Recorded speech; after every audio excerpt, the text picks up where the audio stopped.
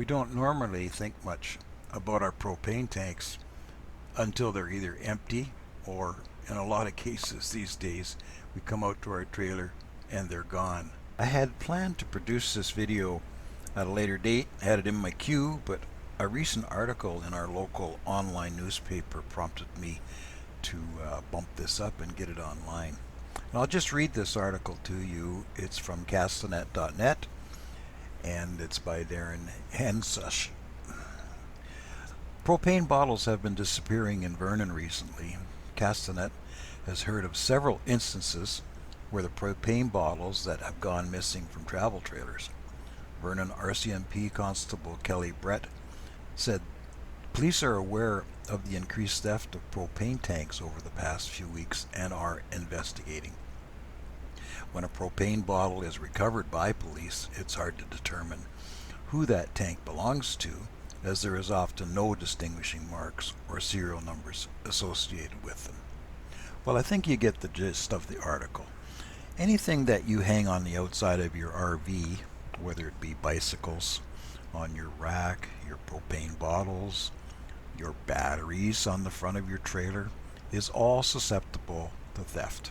So I'm going to show you how I secure my propane bottles in this video, and I will have a subsequent video on how I secured my batteries. Now this is too simple and too inexpensive a fix not to do to give you security with your propane bottles. And you can see on my trailer here what I've done. We all have this type of a turnbuckle thing on top of our tanks to clamp them down, and what I had to do is I had to bend one of those arms down just slightly with a hammer, drill a hole through the turning buckle and then through the frame that supports the propane bottles, and put a lock on it.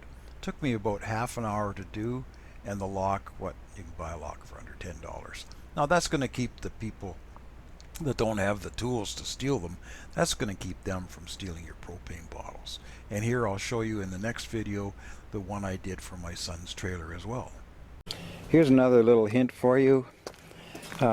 Because we're so close to the electric tongue jack right here, we can't put the plastic cover back over the bottles.